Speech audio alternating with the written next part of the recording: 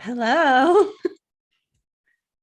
Your Hello. hand is raised, Bella. I know. Last time it did like this, and now it did like this. I don't know what's going on. Hi. If that didn't get you in the mood for things, I don't know what will. I am so excited. Welcome, welcome. Thank you so much for everybody that's in our Zoom container with us. It feels so intimate and amazing to be sharing the same space. And thank you, everybody that's on Facebook and YouTube that are tuning in as well. We have an amazing webinar for you today. And this is part of our Thrive by Design series. So we've already done our big main intro one where we went into all the centers and particularly the root, because that was what we went through in November. And then we went into the sacral in December. And now it's January and we're going into the solar plexus. So thank you so much for being here.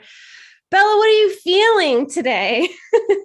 I just wrote in the chat, I spent all morning with Raw and I left you some messages because I'm like, this is my life. And I believe that it was showing me that wisdom that we have in the open centers. I have nothing in my solar plexus. And it just felt so much like this is what my life is about. And also seeing how it was when it was a curse and just conditioning and how it actually is a potential for wisdom. So I'm so happy we're here, and this month that we are going to dive into this the whole month. I just feel like it's going to be so many epiphanies for all of us. Yeah, I agree. So I would love to know, before we get into any of the solar plexus stuff, I'd love to know, for those of you that are joining us, do you have a defined or an undefined solar plexus? Defined means it's colored in. It looks like it's a certain color. We call that defined. And the undefined is white, not colored in. So let us know what's going on with your solar plexus. Wonderful. And also, I see that there are so many people writing to just me and Ashley to host and panelists. So if you're inside and you're in the chat, please change your chat from writing to host and panelist when it says two and the little two dots. You can change it to everyone, and then we can all see each other and connect with each other. Oh, I love how dynamic it is having so many people in this. We have 64 people in the Zoom room and there's 64 archetypes. This is like perfect. Nobody else joined. I'm going to block anyone else from joining. Just kidding. I love how dynamic the chat is, seeing everybody defined, undefined. And I love seeing that everybody's coming from so many different places around the globe. I feel like the solar plexus center is so juicy. It's the realm of emotions. It's emotional competency and relating. It leaks into every area of your life. And it's an important thing for us to develop and mature with and in, so that we can show up to life being able to ride these emotional waves, whether they're originated and emoting from us or we're taking it in from the other. And we'll go into that a little bit probably today. Yeah. Anything that you want to share specifically about the solar plexus before we jump into anything that I feel like today the allies for us are the archetypes. So I feel like today I can already like feel the 22 and the 55 kind of knocking on the door. And yeah, I just want to allow them to come alive because they have been traveling with us for years now. And I feel like they are kind of the guardians for even how we are doing Thrive by Design and how we are going into the centers. So I already feel them kind of being with us and waiting for, I think we're going to get help from people here inside as well to choose like which one of them are going to kind of speak for us today. So yeah. Oh, I'm so excited. I say the word excited all the time, but I'm just really excited. Okay, let's get started with things. Oh yeah. Okay. All right. Yay. Okay. So we're starting here. Thrive by Design, emotional competency and relating. This is, oh, beautiful. Thank you. Thrive by Design, emotional competency and relating. So we're diving into the solar plexus center today. You can see the rainbow here. This is the rainbow of emotions, everything that you can experience on the spectrum of feelings, emotions. So before we dive into that, I want to thank you all for the poll that we did in Gene Keys and Human Design group. You guys had voted, which one do you feel represents the solar plexus hub? And we gave you two options. They're both waves of some kind. And it was super interesting to see your responses and which ones you chose. So if you haven't seen these keys yet, which one are you drawn to? A or B. So if you haven't voted and you'd like to share in the chat, which one are you drawn to? This is going to be the master key for the solar plexus center. So thank you so much for voting. A lot of you actually chose A if you were defined. A lot of people who had a defined solar plexus center tended to gravitate towards this one. And the people who had an undefined solar plexus center tended to gravitate towards this. Bella, do you have any speculations as to why maybe they were attracted to one or the other? Yeah, I feel if you are defined, the wave is something that you have learned to live with, and you are going to know more or less how your wave works. So when you see a wave, you're like, you can, I feel, look into this wave and interpret it in the way that it becomes your wave. And Ashley actually even said that when you look at the bottom of the key, that's another kind of wave. If we look at the graphs, if we have learned in human design how the different waves are, that actually also is one of the waves. So I think in A, you know your wave, you see a wave here in one way or another, and then you identify with it. When you have an open emotional center, it kind of looks like this murky thing that you never know what's going to happen. And there's like so much going on. So you're like, okay. Everybody's wave is welcome. That's like the weather of like not knowing what is going to come. And you're in that labyrinth of that wave that isn't yours. It's coming inside of you and it's amplifying. And before you're aware, you might amplify it. And then your not self comes in, and that's when it becomes very uncomfortable. I think that one of the most uncomfortable centers for me of my open centers is absolutely the solar plexus. And I think it's also part of the fact that the people that have the emotional center defined is their authority. So it's not just somebody's defined center coming into you, it's actually people's authority coming into you, and you amplify it. And you never really know what's going to happen because you don't have your own consistency there. So that for me is connected to why B could be the choice for most people are undefined. Okay, so after a lot of contemplation, and Bella was like, I don't like either of them. Like, what do I do here? There's so much division between these two keys. And we were focused on the waveform, right? And Bella's like, it needs to represent all the different waves that we can experience for it to be accurate. And I couldn't choose A or B because it's like, okay, if I choose A, then a lot of the people that were defined are like, yeah, you chose me, but the people that chose B are, I didn't want to disappoint anyone. But I realized that after a while and after a lot of contemplation, that there was a C, there was a place that was able to hold both of them. And so it's already up. So we're gonna show you that actually what we have decided is that it's not about the wave, it's about your ability to surf these waves. So surfing the emotional waves, whether it's defined, whether it comes from you and you've learned how to, surf your own emotional waves, or it's B, where you're undefined and you're taking in all these different ways. Are you able to surf the waves coming in from all directions for the people that are defined around you, that you're absorbing, that you're taking in, and learning how to surf them and not be drowned by them and not identify with them and not be drawn into the current of somebody else's emotional wave. So here with this key, all waves are welcome. The surfer doesn't care if the waves are small or big, it is using the wave as his playground and also as an ability to master the skill of surfing. So he welcomes all waves, and maybe some waves are going to be very scary and very challenging for him. But if he says yes and has the courage to ride the wave, he's going to learn something, whether he wipes out or he is able to actually mount that wave and surf it.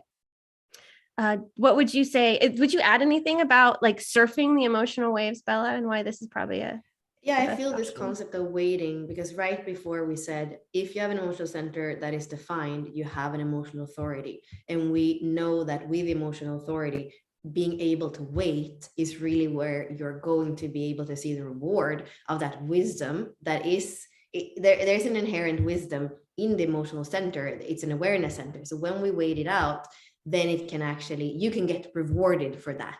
But if you just act without surfing, you're like, oh, one wave, let me jump, and kind of not, when you don't have the ability to surf, that's when we can't actually see. Maybe more than a wisdom, it's an intelligence. Wisdom might be what we say that we have in the open center, but there's absolutely an emotional intelligence. And that's also when we name this part of the body graph, where we realize there's a competency in here, and that competency you can arrive to through the wisdom of having an open center, but also through that inherent intelligence that lies in this motor center that is becoming an awareness center as the mutation is happening right now. And we can actually have emotional clarity through the emotional center.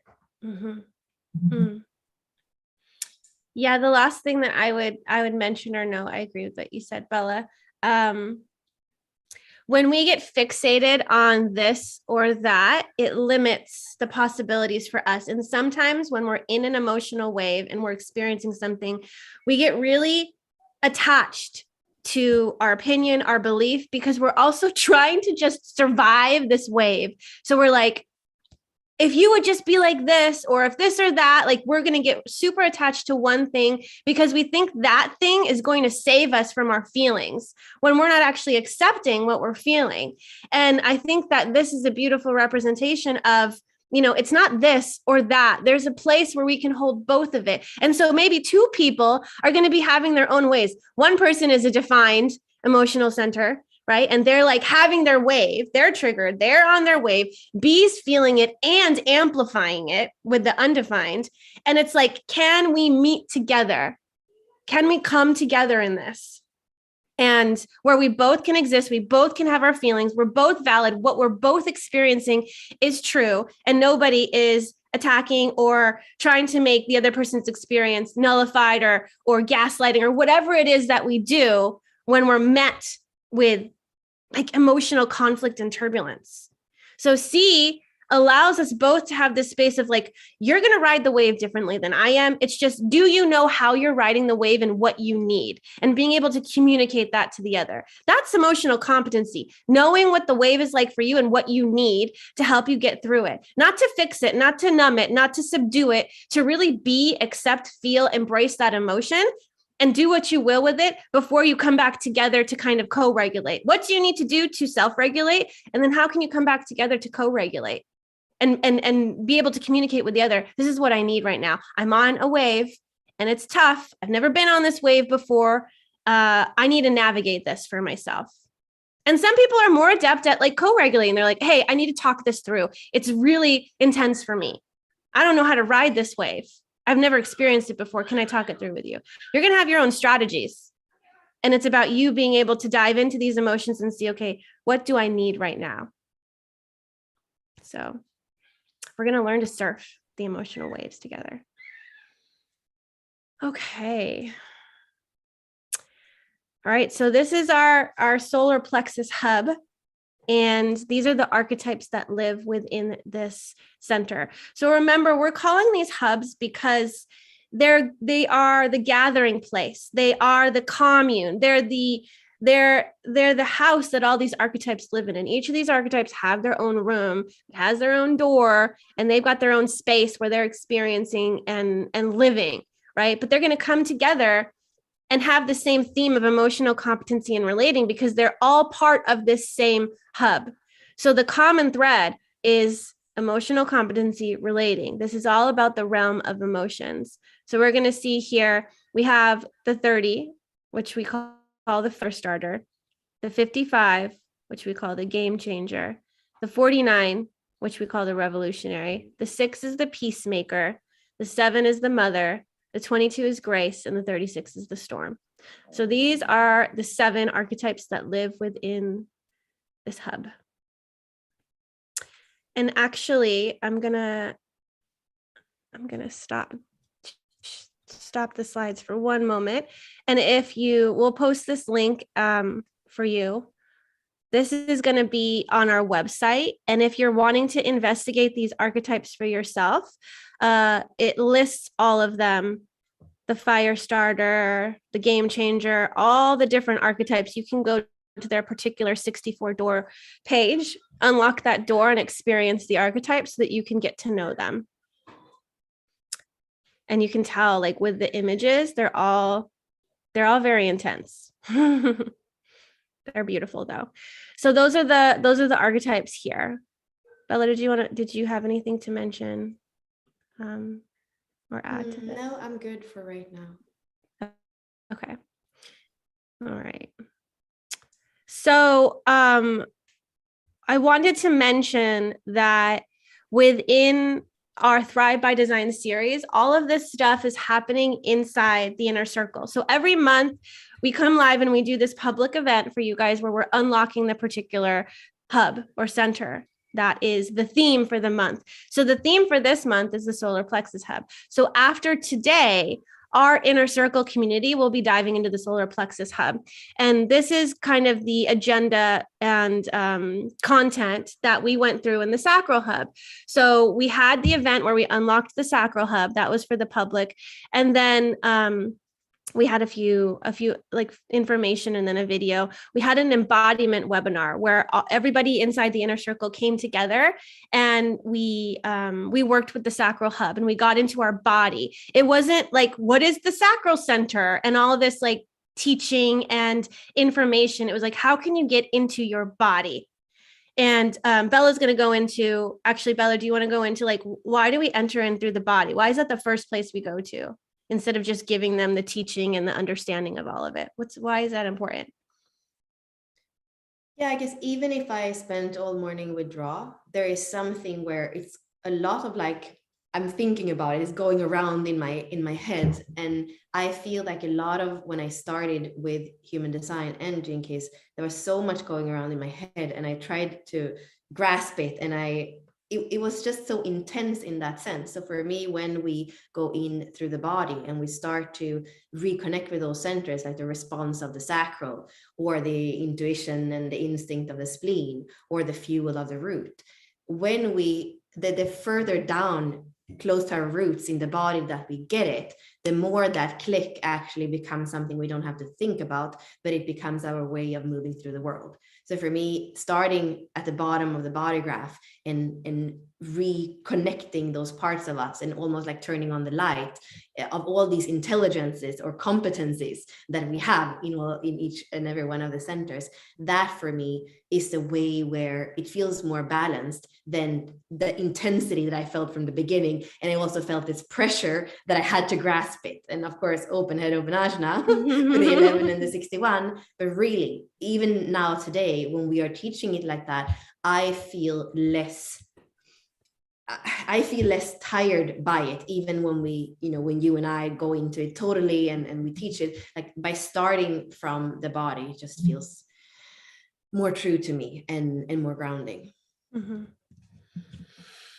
Yeah. So bringing it in through the body first and foremost, we have, again, a workbook for exploration into it and seeing like, what do you have defined so that you can have your own investigation into the hub. We also do illuminated design readings for people that are in the inner circle. So if you are part of the inner circle, you have the potential to get your chart read by us. So that's one thing that we're offering. And then we have the teaching, and it's generally like 30-minute teaching. Although me and Bella are spending like 2 hours for each of these, going into much, much more depth. And we have no idea how these teachings are going to come into play. At some point or another, they're going to be released. But for now, we have like, what's the center? What does it mean to have defined or undefined? And then we go like really deep into the archetypes, and it's been like 2-hour processes. But again, as we're going around the wheel and we are going deeper into these, we're also deepening our own mastery as well. So that in each center, we're going to go into the archetypes, go deeper. And it's also helping us as teachers as well, be able to go into the circuitry, go into like all the different aspects of these archetypes and really illuminate them in a way that we haven't before. So that's been really exciting too. Okay, so back to the solar plexus hub.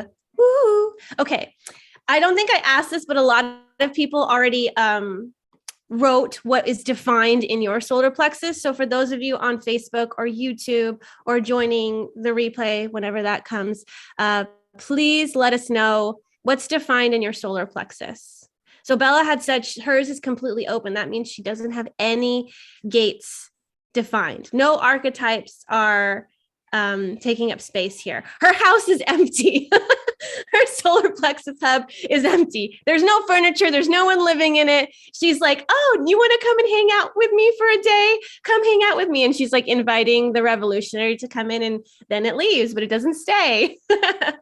I have an open emotional center, solar plexus center, and I have the 6 and the 36. The 6 is my life's work and the 36 is my evolution. So I have my life's work and evolution in an open center. So the way that I experience these is in my interaction with other people, when this lights up with an interaction, or when I'm experiencing a wave coming in from somebody else's defined. That doesn't mean I can't have my own emotional waves. Like, I'm not devoid of emotion. If you guys don't have a defined solar plexus center, that doesn't mean you're not going to feel. That doesn't mean they're not yours. We all feel in some way, but it does start and trigger, if you have it open, through somebody else's wave, through something that someone else is emoting and you're receiving and taking in. I have something here without over explaining it, but I have the only gates. So this is human design mechanics. The only gates that I have in my body graph that are pointing towards the solar plexus are the 41 and the 39 in the root. So they are like pointing towards the 55 and the 30, but I don't have the 55 and the 30. So what I can see is that in my relationships, I actually attract people that have the 55 or the 30. And that is the way that I tend to live my emotional landscape. And the 55, 39, it's an individual channel. It's part of the individual circuitry. And it's about passion. It's about creativity. So when I connect with somebody who has the 55, I remember dating somebody who had the 55. It was an emotional projector. And that energy of passion, of creativity, of even mutation, the mutation where spirit can actually rise in the 39, 55.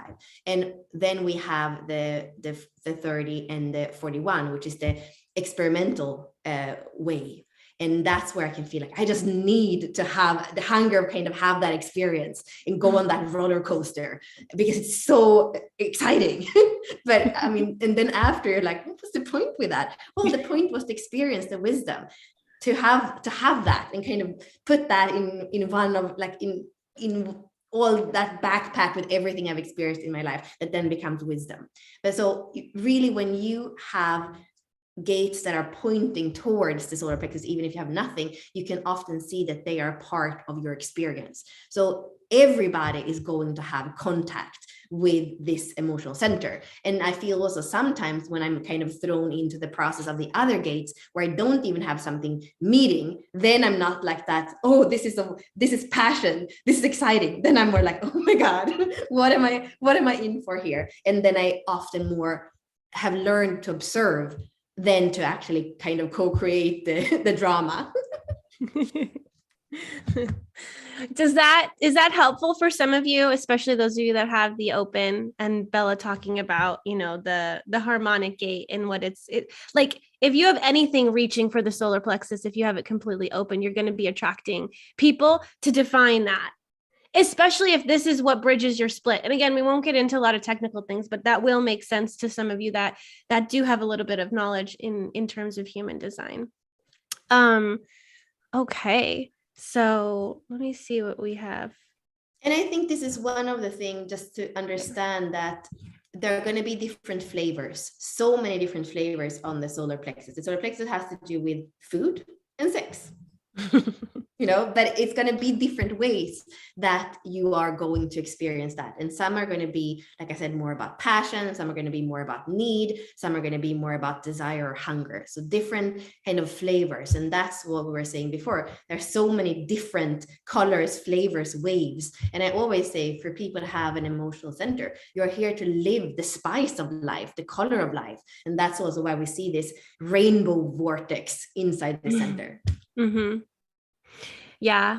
Laura says that she is the 19 and her 3 kids have the 49. So she's saying, I assume mine is defined most of the time too. Yeah. Especially if you're living in the same house together, you're also being conditioned by their 49. Like you have it defined most of the time. Like if you did a connection chart between you and another person and your partner, your husband, your spouse, whatever it is, or your boyfriend or girlfriend, you're going to have a connection chart where it's like superimposed on top of each other. So sometimes that'll define the solar plexus center, the head, and the ajna. It just depends on what harmonic gates are coming together that you guys are bridging for each other to create definition. And so that's where you guys are going to be experiencing, that realm. Obviously, it's good to have some open centers within a relationship because that's where you can let the other in. If you have if your relationship completely defines your body graph like this, it's all filled in. When you're in relationship with somebody else, we call that 9 and 0, nowhere to go.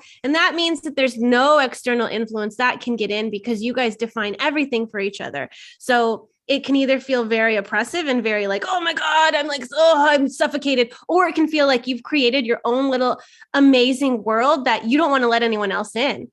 So there's no room for any external influence there because there's nothing that's open. So, it just depends on your preference, when you're coming into relationship. And when you start looking at composite charts and relationship by design, it's interesting to see what you attract. Like, for example, Bella, you tend to like to attract people that you have a lot of attraction channels with, like the harmonics coming together. It's super potent and energetic. I don't tend to attract that. I tend to have like a couple, maybe 2 harmonics, but Bella, she's like, I'm gonna go big or go home.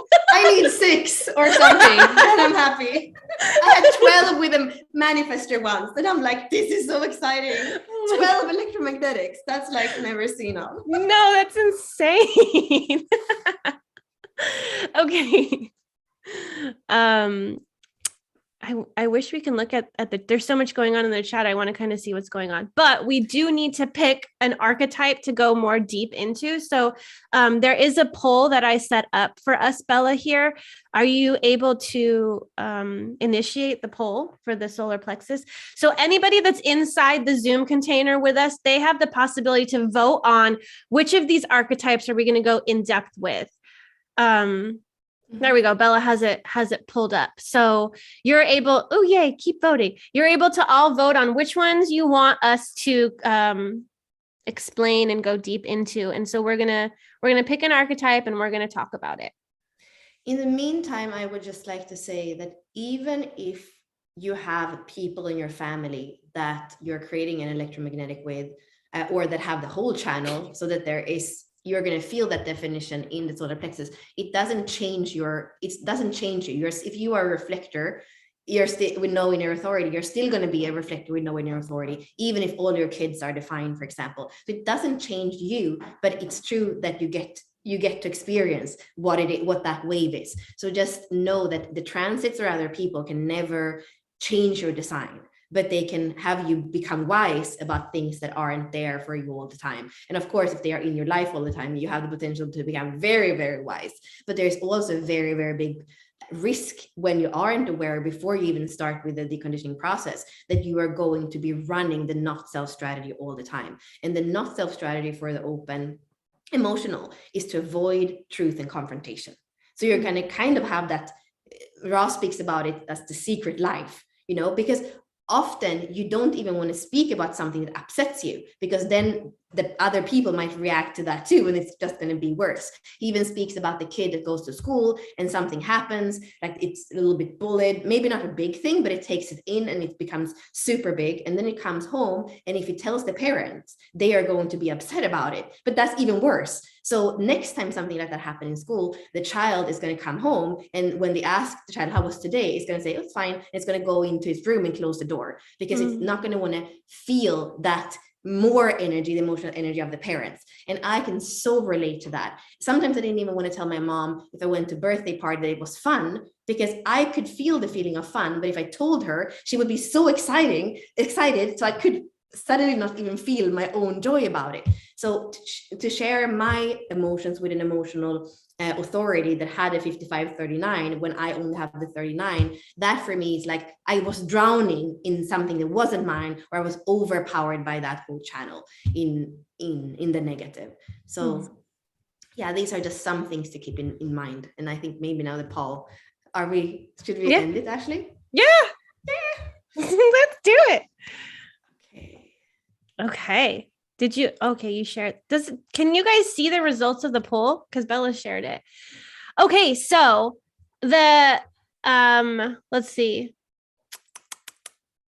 The third winner is between the Peacemaker and the Game Changer. In second place, what do we have? Oh no, all of them are changing. Yeah, anyways, okay, the Revolutionary is in second place. And then in first place, we have Grace, the Invitation. So archetype 22. Archetype 22 has been voted as the one that we're going to go into. Perfect. Okay. So let's go into Grace. Grace is a really awesome one for the emotional center. That one has a lot of highs and lows. I tend to attract a lot of people with the 22. My daughter, who's a reflector, she has the 22 5 times in her chart. That and the 54, she has a ton. And my husband has the radiant sphere 22, 22.1. Does anybody here have the 22? If you do have the 22, which we like to call the Invitation or Grace, type it in the chat or in the comments. Awesome. Okay. Let me share with you first our 64 Doors website. Actually, let me pull. I'm still seeing the results. I'm going to X them out. Okay. So this is our 64 Doors website. So you're able to view Grace here. So we call this the Invitation because we're inviting Grace into our lives.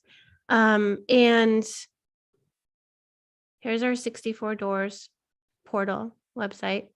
So this artwork was created by Lindsay Foy. So a lot of if it would come up, Lindsay has done a lot of the emotional centers, a lot of the emotional center archetypes, actually. So she created this one. There's also another version of this as well. She did 2 for Grace. So yeah, if you check out our website, there's more information here, but we're going to go deeper into the archetype. I just wanted to make sure that I shared with you the 64 Door website and what we have here. There is a description of it.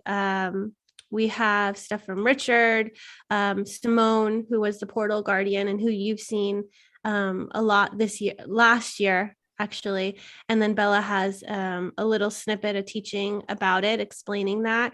And then we have a bunch of other resources for you. There's a lot of richness inside this 22nd door. There's a lot.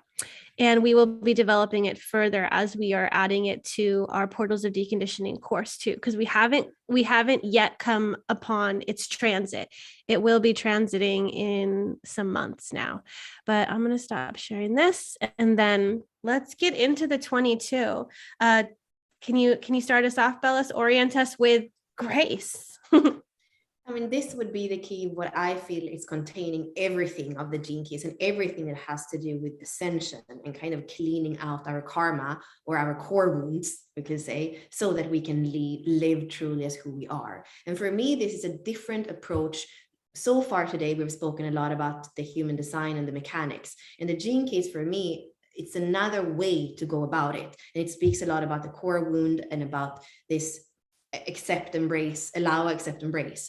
So that for me really is what the 22 is speaking about. And it's speaking about courage, because for me, this is a Pisces gate, and it's beyond really what we can grasp, and it's even beyond what's really human. And it kind of speaks about also this Akashic record where everything is. And to understand what our role in that is, it kind of just requires courage and trust. Those are two words that come to me. And I feel like, I don't even know where to start with this archetype, because I feel like today I don't want to go about it just the way we speak about the archetype. I'm feeling like the whole transmission that Richard is doing. I definitely feel the 7 sacred seals. I definitely feel all these the rainbow body. So everything from the physical to the emotional to like all these bodies that I believe that we are becoming aware of. And I think that 1987, when the human design transmission came through, I think that very few of us had access to that cellular truth. I think there were people that have had, but now we are all becoming more aware of the layering of existence. And like I always say, and that we said from the beginning too, to start from the physical. When you start from the physical, you are going to have access to all the other bodies. If you go out in the causal body, for example, and you start to just do things there, it can actually be that your physical body, your emotional body, your mental body come before, that you don't do the work there. And then the deconditioning doesn't happen. And then you're kind of split again, and you're living in a world where you feel like you are maybe freed from the human predicament, but we're never freed from the human predicament, because through the gene keys, we know that it's in our DNA. And if we don't tend to those parts of ourselves, and what we can use here is really to look at our core wound, look at our SQ, look at our EQ, look at our IQ. Here you have the imprinting that happened from the 9 months in the womb, the 7 first years of your life, the physical cellular imprint in the SQ. Then you have from 8 to 14, the emotional imprints that happened when you were adolescent and you had to start relating to the world by yourself, not through your parents only. And then from 15 to 21, when you start to make sense of the world with your mind, so you can actually kind of avoid feeling the emotional stuff and the physical stuff that maybe was too hard to remember. And then it closes the door for you to go back to the core and to actually unlock your vocation. And it often creates a loop between your IQ, your mind, and your core, where you use your mind to avoid your core wound. That thing that your soul said, okay, I'm up for it, I'm going down, and I would work with this. And that's very well, like the 22 for me is kind of the portal guardian to that Akashic record, where we can see how it's happened over and over and over again, all the things that are pointing us back to those 6 core wounds that we are here to resolve. And where the time is now, it hasn't been before, it's now that we are coming down, and that we have the awareness enough to start to look at the core wound of repression, the core wound of denial, the core wound of shame, the core wound of rejection, the core wound of guilt, and the core wound of separation. And this is the Venus work. So today I actually feel like this archetype, Grace, she's inviting us to go into the work that is the Venus work. And if you don't do the Venus work, there's no point of going into the Pearl. There's no point of doing anything. This is the real work where, for me, Unlock Your Design starts in this work where you're looking at the fragmented parts, you're revealing what's there. And from that place, you can start to unify into what you're here to be. Mm-hmm. Okay, I'm gonna share one more piece with you. So we'll expand on Grace through this one.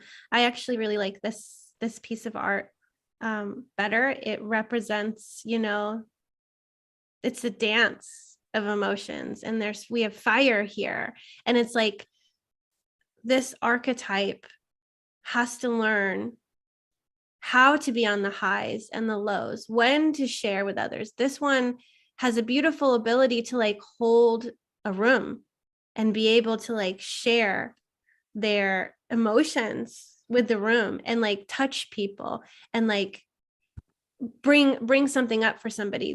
With the 12, it's also linked, or sorry, with the 22, it's also the harmonic gate for the 12. And the 12 is the gate of caution. And we call this one the prophet. If you have not processed your emotions, it's going to be hard for you to speak them, to articulate them. And if you all, and the tone of voice comes through with the 12 a lot. So the 22 is what's informing the 12 and changing the tonality, because this is a throat gate.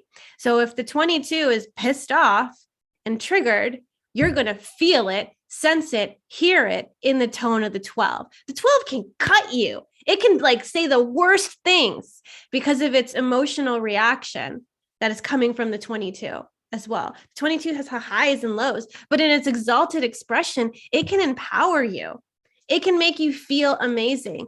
And that is the potential here with the 22, being able to like hold the energy of the room and speak to people and touch people. And I think that, I mean, if all of us just did the work in, like Bella said, the Venus sequence, we would all be better off. I feel like our parents did the best that they could with what they had.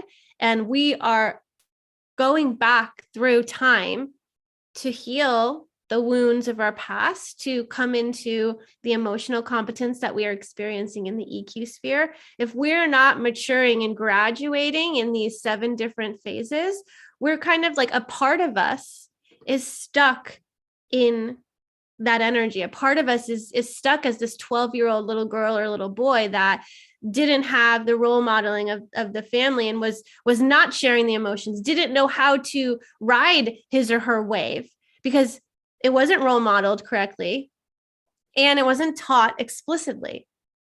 So we are just doing the best we can with what we have. And oftentimes we find it that the IQ sphere, or what's going on there, is just protecting us from feeling the emotions. So any of those mental strategies that we're creating and the things that we value inside of the IQ sphere, we're just protecting ourselves against what we might feel in the emotional quotient in the EQ sphere. So I think that with the 22, this one is about surfing the waves. This one has to be like an expert surfer because the waves are so high in some cases and so low.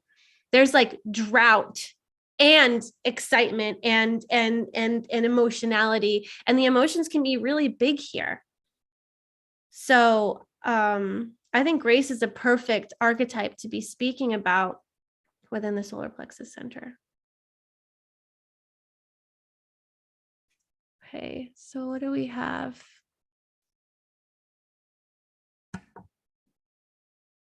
Just looking at the chat.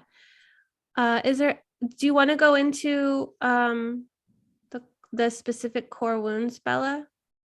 Just to mention what I feel we here, didn't mention what I them. want to say here is about Christ consciousness, because at the end of the day, when we activate our rainbow body, when we get access to all these layers of ourselves, where the first layers to take responsibility for is the physical, the emotional, and the mental, then there is more. And when we get access to that, we become whole.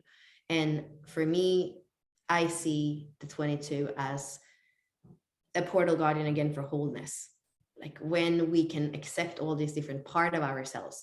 And I think even emotionally, like we were saying in the beginning, it's scary. Whether you are defined emotional and you are in that hope and despair, and you don't know what's going to happen with the wave, because it's like you said before, Ashley, it often feels like, even if you've been there before, it can feel like you have no control over it, because you have no control over it.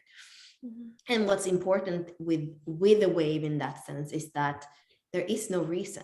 I think that the most difficult thing where we go into a loop is then when we start to try to find a reason or make ourselves wrong for the emotional waves. I know a lot of people that are emotional that says, oh, I shouldn't have done that. That's why I'm feeling like this. Or somebody comes in to an emotional person and like, oh, you're down. Why don't you do this and this and this and this to fix it? The emotional wave is not something that has a reason. And that's why this archetype says, have grace for you being an expression of life. And life is going in waves. And if you have an individual gate in the solar plexus center, for example, the 55, there is going to be also great melancholy. And there's just something where, and when you look at the 22-12 as well, which is individual, art comes out when we dare to trust the process, when we dare to be with it.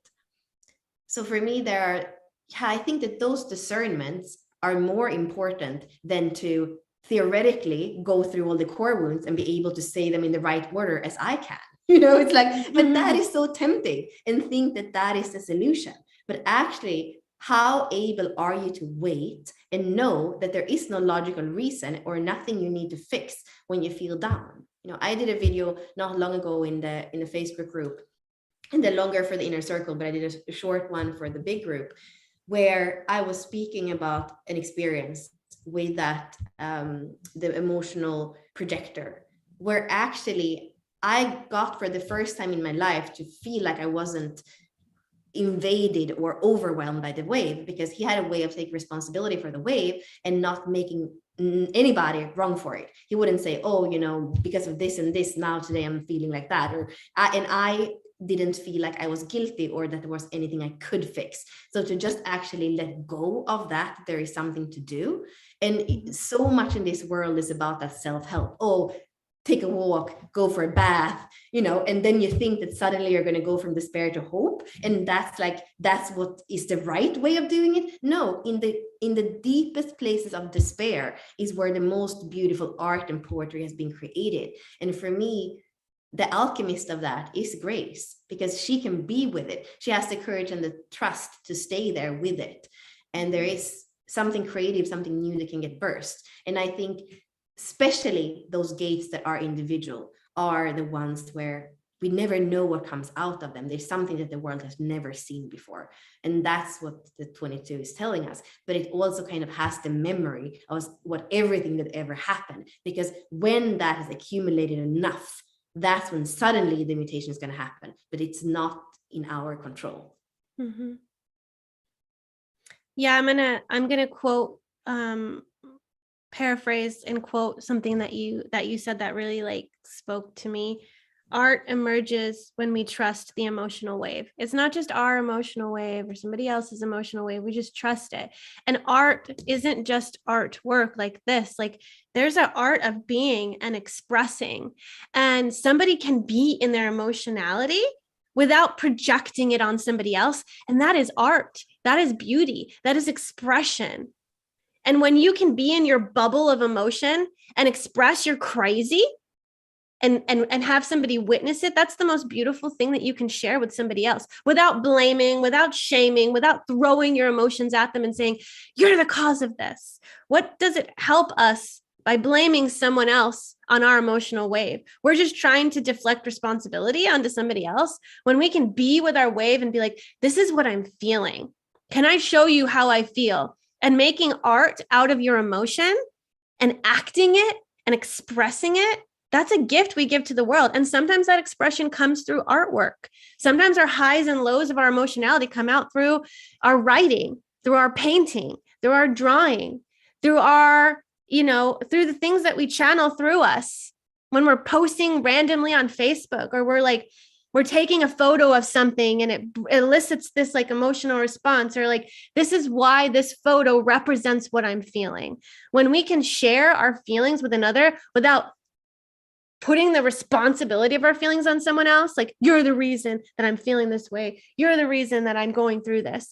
When we can take ownership of it and just share what we're feeling, our response to the trigger, that's emotional competency. And that's being able to share and to make art out of your sorrow, to make art out of your despair, to make art out of your happiness, to make art out of your hope. How are you creating art with your waves? So. Yeah, so I didn't go into it much before because there's so much else that came through, but what we are waking up to is our wholeness, and our wholeness is the Christ consciousness. And it's that consciousness that has the feminine and the masculine inside of it, that has the abstract and the logical inside of it, that has spirit and soul inside of it. So really, when we speak about the 22, it's about the wholeness. And it, like you see, it also has the dark and the light, or what we perceive as dark and light. And when we don't have a preference anymore, and that's a beautiful thing with Christ and with Grace, it is to not have a preference. If divine will is that the cross is it's seemingly the end station of this human life, so be it, because we know that is not, it's not ending, and it's part of that is what opens up for the epiphany. So when you look just at the words, for example, of the 7 sacred seals, you're going to see part of this journey, like the Christ journey. And I mean, I would say if you have the 22, the 7 sacred seals is something where you are going to, I believe, just at least cellularly, even if you don't go into it more, feel a resonance. So the first seal is the 40th gene key and the city of divine will. The second seal is omniscience. So that's the 17th gene key. The third seal is universal love. The 25th, the fourth seal is epiphany, the 43rd gene key. The fifth seal is forgiveness, and that's the fourth gene key. The sixth seal is truth, the 63rd gene key, and the seventh seal is grace, the 22nd gene key. So you could just Google search. Actually, I think we might have it on the website. The seventh seal is open for everybody, and you can use that. And instead of going in to understand all and every core wound, the ones that we made it through just by the names, I would see maybe your way of going through it is to go to the 7 sacred seals, because what I just read through, these are the remedies that we can use in order to transcend, we could say, the core wound. And it actually takes us on a contemplation and a felt sense of the city, in order not to bypass, but in order to embrace and just be in grace, of everything that is in that specific core wound. So the grace is the 7th seal. So that would be then the 6th. It's interesting how the 6th core wound of separation, that the grace is the one that has the remedy or can go beyond that core wound of separation. No, that's the 7th. Okay, so grace is the one that is for all of them. Okay. Yes. That's, yeah, and the 6 is the truth. And it goes backwards. So when you're taking that 7 sacred seal journey, you start with the 7. If you don't do like I did, and I went from the 1, 2, 3, 4, 5. Yeah. So on our 64 Doors website in door 22, we listed Richard's 7th sacred seal invocation. So you can start there and see kind of like if you're called to take the 7 sacred seal journey, because you're going to know by listening to this and really opening up to grace in your life, you're going to know like, oh, am I ready for the 7 sacred seal journey? It's not a mental thing. You may enter it in that way, but I think that we all know and feel when it's time for us to take that journey. And this is the pendulum or mandala or whatever. I don't know what to call this. This is what represents the different 7 sacred seals. So you can see grace is here, and that says the 22nd. And it says, I can't even read it. Iridescence. I don't know. Anyways, there's a light that's associated with it. There's an archangel that's associated with it. There's the core wound that's associated with it. And grace is what heals that. Well, grace doesn't have a core wound because it's the 7th. It's an anomaly in itself. We're just inviting grace into our lives. That is the thing. It's almost hard to even imagine it. And I think that's why both you and I are confused now, because it holds the whole transmission. Like that's the 22. It holds all of it, all the core wound. It is that akasha, it's all, everything. And it's also why the bardo states when we die, it's that place of purification and rest as well. That surrender, somebody was writing in the chat. Yeah, there is so much surrender here. And I would say it's really cool that the 22 came out as the one that is speaking about the whole emotional center, because I think that it's the richest one, and the one that speaks again about this Christ consciousness that we're waking up to, the sacred union between the polarities, the feminine, the masculine inside of us. Mm-hmm. Yeah. We have some questions in the chat in our Q&A section, but I think what we're going to do is we're going to talk about Thrive by Design for a little bit, and then we'll go into the questions. And for those of you that are on the Zoom call with us, please stay, because we are giving away a free month of the Inner Circle, and we also have a discount code for everybody that's on to join the Inner Circle. So let's talk about Thrive by Design for a moment, and then we'll get into the questions to make sure that you guys have clarity with that. So we just went into the solar plexus, like we just unlocked it, talked about the 22. There's 6 other archetypes that live in this center, and a lot more to be understood about the realm of emotions. And again, that key, being able to surf the waves, being able to surf your emotional waves, whether it's emoted from you or you're taking it from somebody else. It's developing that resiliency, developing that confidence and competence within the realm of emotions. So in the Thrive by Design journey, we're going in all of these centers. We've already done the root, the sacral, and here's our third exploration into the solar plexus. So we're going to be going into all of these centers to help embody the themes and the aspects of these, and also like have this understanding, this mental understanding and clarity of what are these centers, what does it mean to have a defined or undefined root, like how can we thrive in the root versus the surviving that comes. And the same thing in the emotional realm. Where are you surviving emotionally? Where do you not feel competent riding your own emotional wave? And where do you not feel competent relating with another person? Where is it too much to be in relation with somebody else? It's just like the relationship is so hard and you are just surviving in it.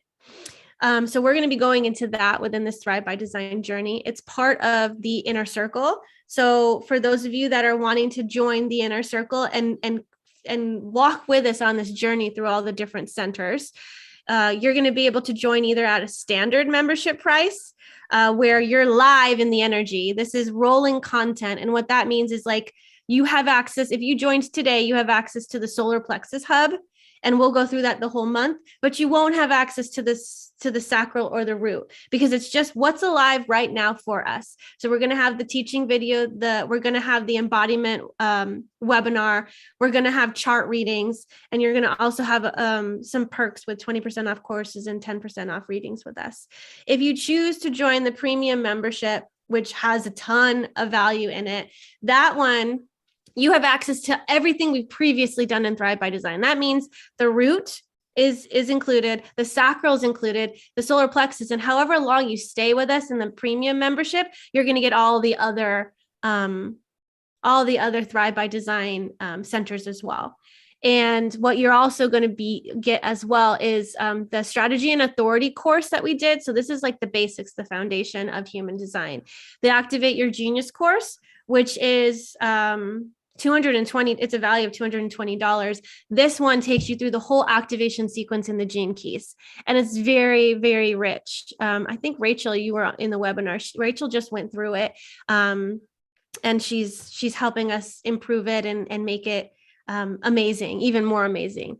So that's included. And then also our Global Cycles course, which is talking about the transition to 2027, where we're at in global cycles right now. This is the collective cycle, global cycle, and then we're going to move into the cross of the sleeping phoenix in 2027. So if you're curious about that and the shift in 2027, which also has to do with the solar plexus center and the mutation there, you might be interested in global cycles. So these are the 3 things that are included in that. We also are adding something we call the vault, and that's going to have a lot more of unlock your design content. So you're going to have everything in the standard, access to all of the live things for the Thrive by Design journey, all the past Thrive by Design hubs that we went into, these 3 courses, and much more. So if you're interested in joining the inner circle, you can go to bit.ly/inner circle -44.